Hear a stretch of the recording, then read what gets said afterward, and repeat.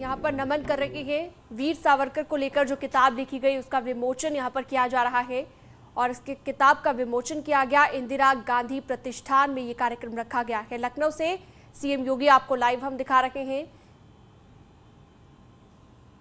तो ये तस्वीरें सीधा आपकी टीवी स्क्रीन पर लखनऊ से CM Yogi Adityanath live. CM योगी ने किताब का विमोचन किया है। वीर सावरकर पर यह किताब लिखी गई है जिसका विमोचन यहाँ पर किया गया।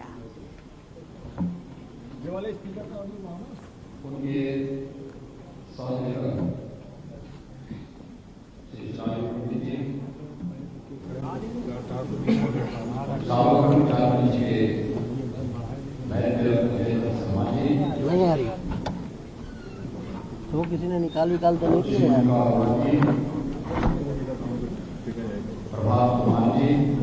आई नहीं आई।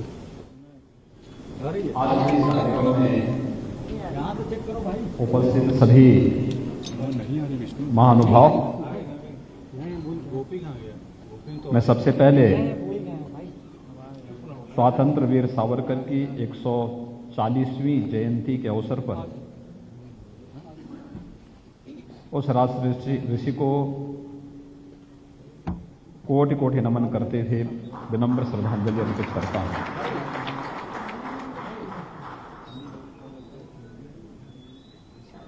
मित्रों, जब वीर सावरकर की बात होती है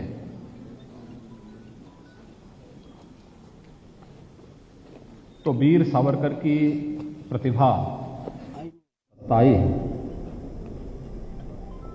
उन्होंने वह हर संभव प्रयास किया और अनेक अवसरों पर वह दृश्य भी हम सबके सामने देखने को मिले। जब आपने देखा होगा कि स्वर्गीय अटल बिहारी वाजपेयी जी के नेतृत्व की सरकार ने जब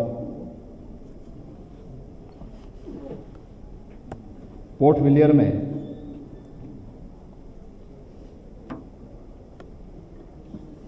सेलुलर जेल में एक स्मृतिका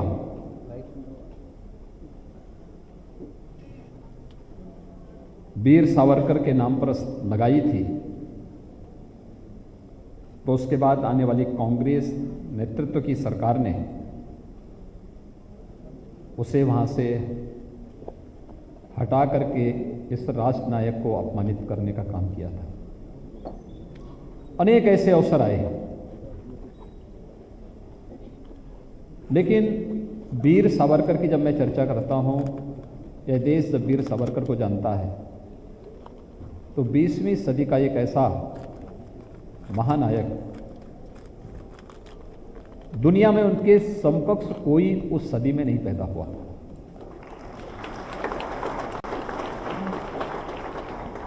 उनसे बड़ा क्रांतिकारी, उनसे बड़ा लेखक, उनसे बड़ा कवि, उनसे बड़ा दार्शनिक, यानी सभी प्रकार के उन गुणों से ओतप्रोत जिसे आप एक असामान्य स्थिति कह सकते हैं। सामान्य व्यक्ति के अंदर इस प्रकार के गुण नहीं हो सकते। एक ही जन्म में दो आजीवन कारावास की सजा, सेलुलर जेल में वे स्वयं बंद हैं, उनका भाई भी बंद है, लेकिन कई वर्षों तक उन्हें पता नहीं लगा कि मेरा भाई भी यहां बंद है।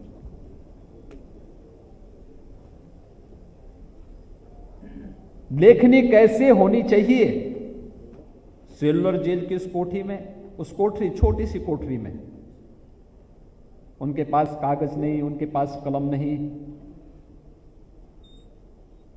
दीवालों में नाखून से लिख करके, बर्तन से लिख करके, कहीं से कोई ऐसा यंत्र मिले जिसको उस दीवालों पर पहले लिख करके फिर उसे मिटा करके उसे कंठस्थ करना, फिर मिटाना, फिर दूसरी फिर लेखनी अपनी शुरू कर देना। ऐसी अनेक कृतियों का सृजन उन्होंने उस कोठरी के पास किया। और मुझे सेलुलर जेल में जाने का अवसर भी प्राप्त हुआ था जब मैं एक बार देखने के लिए गया था पोर्ट ब्लेयर में। तो छोटी सी कोठरी के पास, तो मैंने वहां पूछा लोगों से, मैंने कहा आखिर वीर सावरकर को इस कोठरी में क्यों रखा गया था? कहा इसलिए क्योंकि ब्रिटिशर उनसे सबसे अधिक भयभीत होते थे और कोठरी ऐसे स्थान पर थी जहां ठीक सामने फांसी दी जाती थी, क्योंकि वहां पर नियमित क्रांतिकारियों को फांसी दी जाती थी और उनके चिल्लाने की आवाज उनके कानों में नियमित गूंजती रहे, इसलिए उन्हें उस कोठरी में रखा गया था। आजादी के बाद जो सम्मान वीर सावरकर को मिलना चाहिए था, नहीं मिला। यहां तक कि इस देश को आजाद कराने के लिए वीर सावरकर ने कि जो पैतृक संपत्ति जब्त की गई थी, याद करिए कि 1947 में देश आजाद होता है, लेकिन 1960 तक भी वो संपत्ति उन्हें वापस नहीं प्राप्त हो पाई थी। और जब उनसे पूछा गया कि अब तो भारत आजाद हो गया है, आपकी लड़ाई तो भारत को आजाद कराने की थी, आपकी पैतृक संपत्ति आपको वापस नहीं मिल पाई। उन्होंने कहा मेरी लड़ाई अपनी पैतृक संपत्ति को लेने की नहीं थी, मेरी लड़ाई भारत की स्वाधीनता को लेकर के थी। और भारत 3/4 भारत हम लोग वापस ले चुके हैं और अभी हमारी लड़ाई 1/4 भारत की ओर है।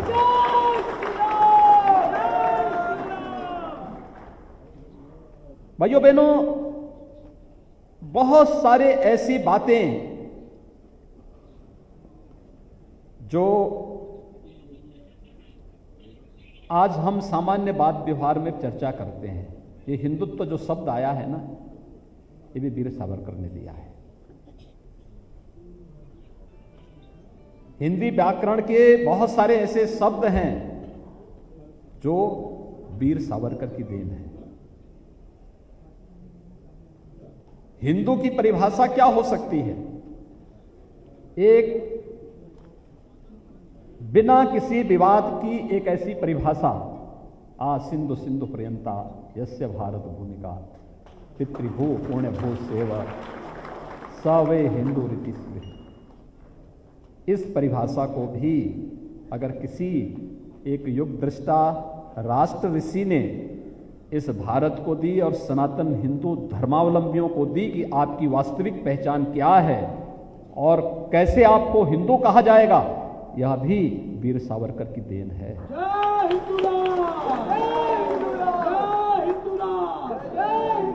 लेकिन दुर्भाग्य से सत्ता लोलुप उस समय की सत्ता के लिए संघर्षरत बहुत सारे ऐसे दलों ने वीर सावरकर की तुलना जिन्ना से करने का कुत्सित प्रयास भी किया और उसका खंडन हमेशा वीर सावरकर ने किया। उन्होंने कहा था कि वीर सावरकर ने इस बात को कहा, उन्होंने कहा जिन्ना की दृष्टि एक संकुचित है, संकीर्ण है, राष्ट्र तोड़क है, वह विराटता नहीं उसके अंदर है। उनकी दृष्टि बहुत संकीर्ण है, वह केवल मुस्लिम की बात करता है, भारत के विभाजन की साजिश का हिस्सेदार बन रहा है। लेकिन मेरी दृष्टि संपूर्ण भारत की है। जो कानून भारत में हिंदुओं पर लागू हो वह मुसलमानों पर भी लागू हो, वह क्रिश्चियन पर भी लागू हो, वह पारसियों पर भी लागू हो, मैं इसका पक्षधर हूं।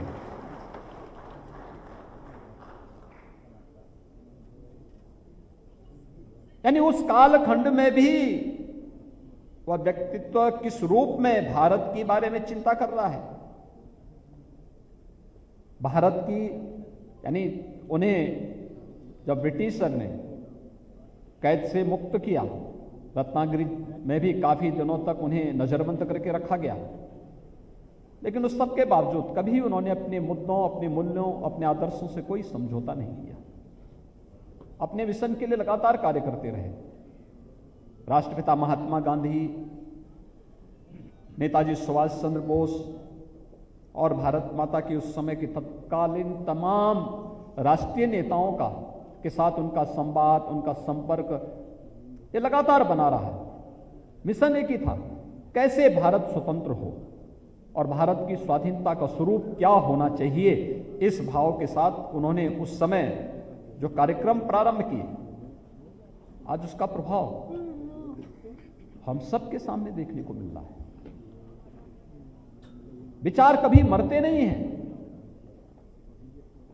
और विचार इसलिए नहीं मरते क्योंकि हमारे मनीषियों ने ब्रह्म को सत्य माना है।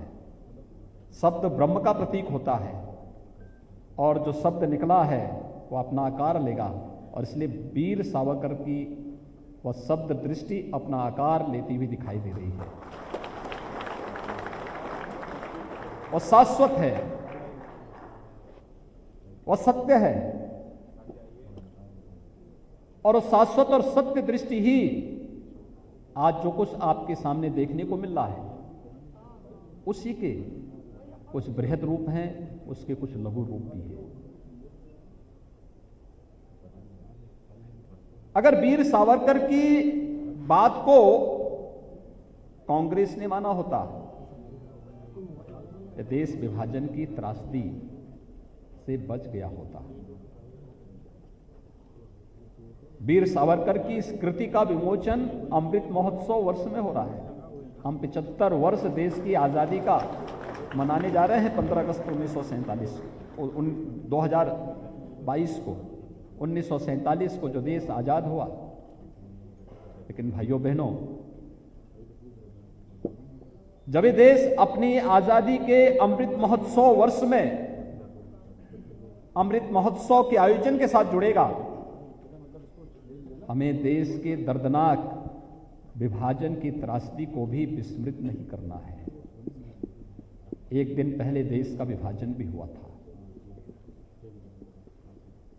अगर उस समय का नेतृत्व दृढ़ इच्छा शक्ति से कार्य लेता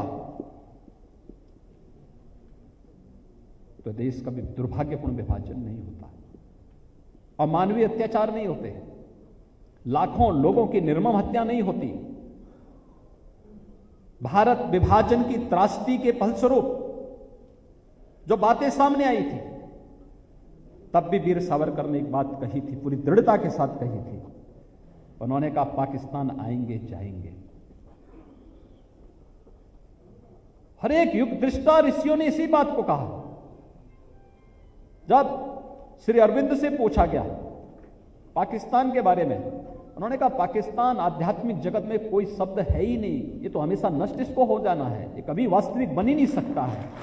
पाकिस्तान कोई वास्तविकता नहीं हो सकती है।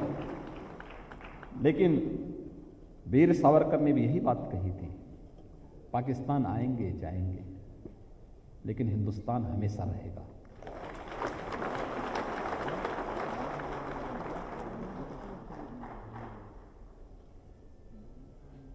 हिंदुस्तान के बारे में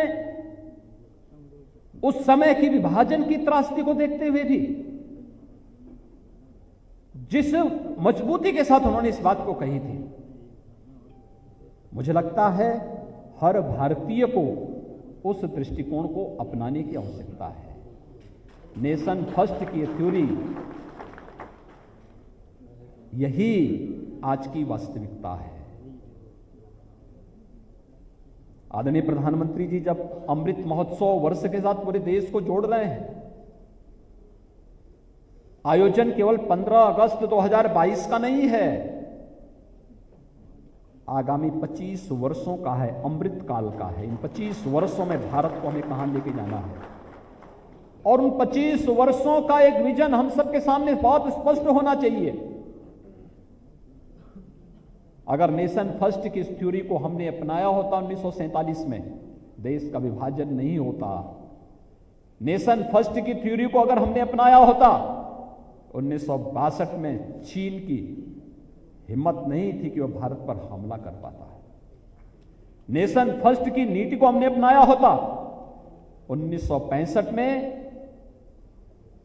बहादुर सैनिकों के द्वारा पाकिस्तान पर विजय के बाद भी समझौते के टेबल पर भारत के सामने वह स्थिति नहीं पैदा होती जो आतंकवाद और उग्रवाद के रूप में पूरा देश झेल रहा है। 1971 के नेशन फर्स्ट की थ्योरी को भारत ने अपनाया होता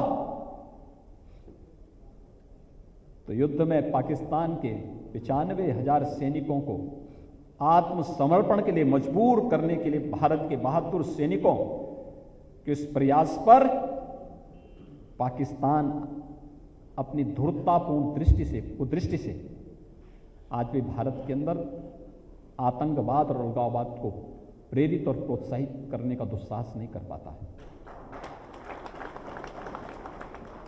यानी हम हमेशा कही जाती थी कि हम तो हमारे सैनिक जीतते थे, लेकिन तुष्टीकरण की नीति के नाते हम लोग हमेशा समझौते की टेबल पर हार जाते थे और यही तो होता रहा।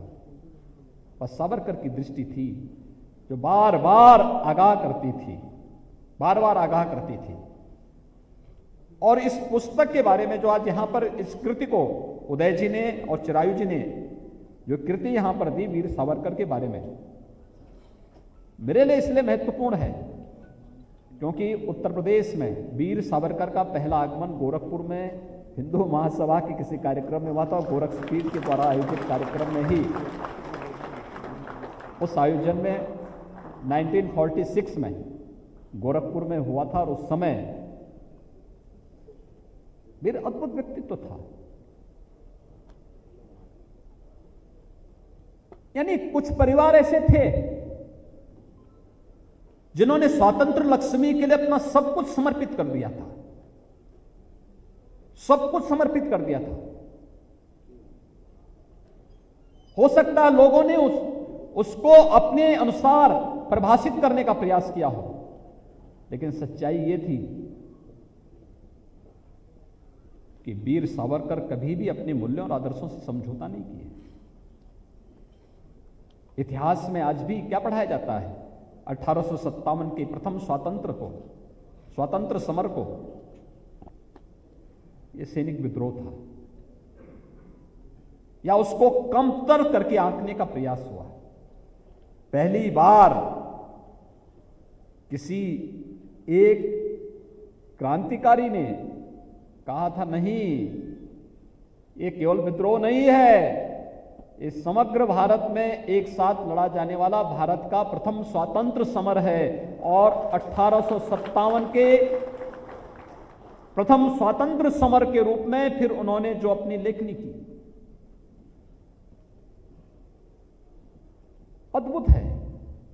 प्रतिबंधित हुए अनेक कृतियां उनकी अंग्रेजों के द्वारा प्रतिबंधित की गई, जब्त की गई, लेकिन सावरकर तो सावरकर थे।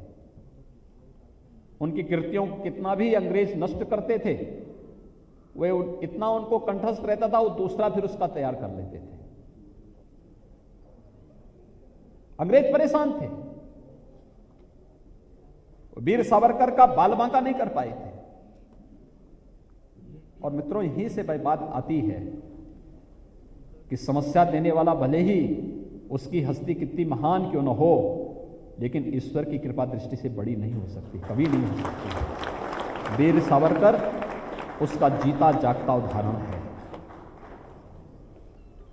अनेक विपरीत परिस्थितियों में कार्य करते हुए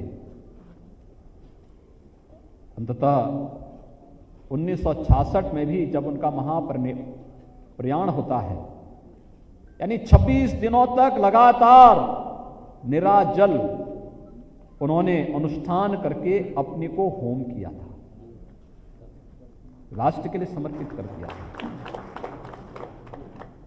उनकी दिव्य दृष्टि, उनकी कृतियां करके जाता है पूरे देश को। आज कश्मीर विकास की एक मुख्य धारा के साथ जुड़ करके आगे बढ़ रहा है। अयोध्या में श्री राम जन्मभूमि पर मर्यादा पुरुषोत्तम भगवान श्री राम के भव्य मंदिर का निर्माण, यह वही दृष्टि प्रस्तुत करता है तो आजादी के तत्काल बाद होना चाहिए। आपने देखा होगा जो वीर सावरकर कहते थे कि मेरा हिंदुत्व किसी संकुचित दायरे में कैद नहीं होता है जो ये कहता हो कि केवल हिंदुओं को ये मिलना चाहिए, शेष को नहीं मिलना चाहिए। मेरा हिंदुत्व कहता है कि भारत के हर नागरिक के प्रति एक समदृष्टि हो। मेरे लिए कोई अल्पसंख्यक और बहुसंख्यक नहीं, जो भारत का नागरिक है उसको भारत के प्रत्येक संसाधन में समान अधिकार और समान न्याय मिलना चाहिए। यह दृष्टि वीर सावरकर की थी और हम लोगों ने उत्तर प्रदेश में इसको लागू किया। आपने देखा होगा अभी हाल ही में कुछ घटनाएं घटित हुई, कुछ चीजें सामने आई होंगी। रामनवमी के अंदर पूरे देश के अंदर कुछ स्थानों पर दंगे करने का प्रयास हुआ था, दंगे हुए, उत्तर प्रदेश के अंदर नहीं हुआ। हमने कहा भी देखो, आपको पूजा करनी है अपने धर्म स्थलों पे करिए, और एक जितने भी उपासना पद्धतियां वह अपने अपने धर्म स्थलों पर अपना अनुष्ठान करें। सड़क न पूजा के लिए होगी न नमाज के लिए होगी, सड़क आवागमन के लिए ही होगी। आज सड़कें आप देख रहे होंगे प्रत्येक नागरिक के आवागमन को सरल बना रहा है। ये प्रदर्शन की जगह नहीं हो सकती। हम अपने स्वयं की आस्था पर सड़क चलने वाले व्यक्ति पर नहीं थोप सकते।